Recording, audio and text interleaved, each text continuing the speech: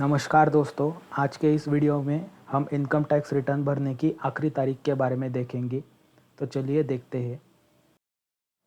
इस वीडियो में हम देखेंगे कि ओरिजिनल रिटर्न फाइल करने की आखिरी तारीख क्या है। ओरिजिनल रिटर्न यानी वो रिटर्न होता है जो किसी भी साल आप पहली बार भरते हैं। साथ ही साथ बिलेटेड रिटर्न जो है उसकी ड्यू डेट क्या है ये भी हम इस वीडियो में देखेंगे। बिलेटेड रिटर्न यानी लेट फाइल जो रिटर्न किया जाता है, यानी ड्यू डेट के बाद जो रिटर्न फाइल किया जाता है उसे बिलेटेड रिटर्न कहते हैं। साथ ही साथ रिवाइज रिटर्न की ड्यू डेट क्या होगी ये भी मैं आपको इस वीडियो में बताऊंगा।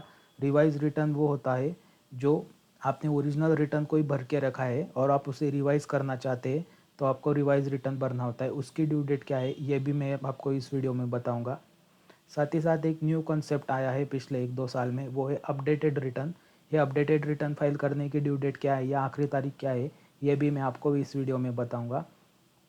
साथ ही साथ कोई भी रिटर्न आप अगर फाइल करते हैं उसके बाद आपको उसे ई वेरीफाई करना बहुत ज़रूरी है।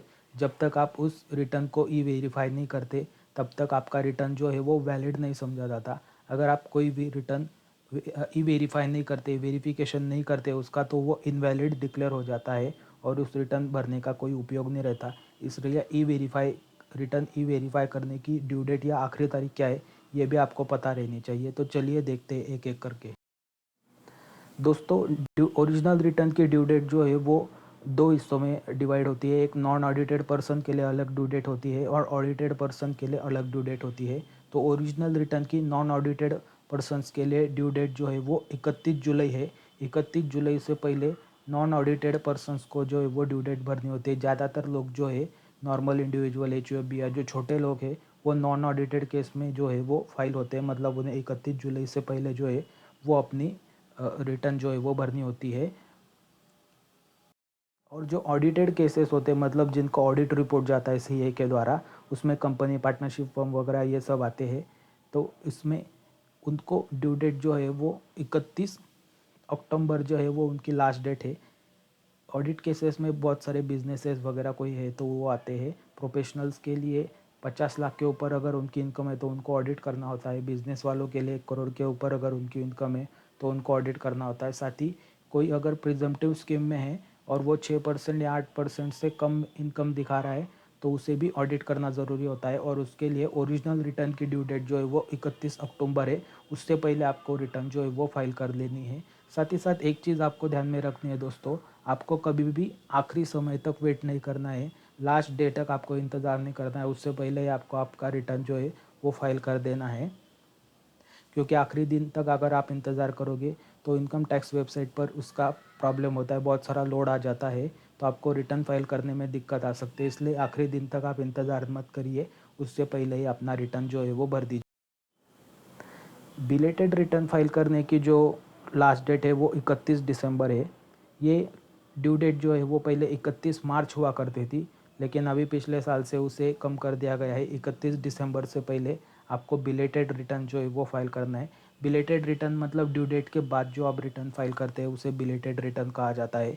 इसके कुछ डिसएडवांटेजेस है, यानी आपको लेट फीस पे करनी पड़ती है। अगर आपको टैक्स पेएबल है तो उस टैक्स पेएबल के ऊपर आपको इंटरेस्ट देना पड़ता है। साथ ही साथ आपके जो लॉसेस अगर है वो कैरी फॉरवर्ड नहीं होते, तो आपको मेरी एक सलाह रहेगी कि आपको जो है वो रिटर्न जो है वो ड्यू डेट से पहले ही फाइल करना है। बिलेटेड रिटर्न फाइल करेंगे तो उसके आपको डिसएडवांटेजेस रहेंगे। साथ ही साथ रिवाइज रिटर्न जो है वो आप 31 दिसंबर तक फाइल कर सकते हो। रिवाइज रिटर्न मतलब पहले से आपने कोई रिटर्न फाइल कर रखा है और उसे आप रिवाइज करना चाहते हो तो आप असेसमेंट ईयर के 31 दिसंबर तक आप उसे रिवाइज कर सकते हो। ये सारे भी डेट्स जो मैं आपको बता रहा हूँ ये असेसमेंट ईयर के डेट है। अपडेटेड रिटर्न की ड्यू डेट जो है वो दोस्तों 24 महीने है end of assessment year. Assessment year ख़त्म होने के 24 महीने तक आप अपडेटेड रिटर्न जो है वो भर सकते हो। लेकिन अपडेटेड रिटर्न्स जो है उसके बहुत सारे कंडीशंस रहते हैं। अपडेटेड रिटर्न अगर आप भरते हो तो आप रिफंड जो है वो क्लेम नहीं कर सकते, इनकम को आप कम नहीं कर सकते और लॉस को बढ़ा नहीं सकते। तो ये सब कंडीशंस के साथ आप अपडेटेड रिटर्न्स जो है वो भर सकते हैं। और एक डेट जो बहुत ज़्यादा इम्पोर्टेंट है वो है वेरिफिकेशन की डेट। दोस्तों, पहले ई वेरिफिकेशन की डेट जो थी वो 120 दिन थी, मतलब रिटर्न भरने के 120 दिन तक आप ई वेरीफाई रिटर्न को कर सकते थे। लेकिन अब इस डेट को जो है वो कम कर दिया गया है। इस डेट को अब 30 दिन कर दिया है। मतलब रिटर्न भरने के 30 दिन के अंदर आपको आपके रिटर्न को जो है वो ई वेरीफाई करना है। अगर आप अपने रिटर्न को ई वेरीफाई नहीं करते तो आपका रिटर्न जो है वो इनवैलिड हो जाएगा।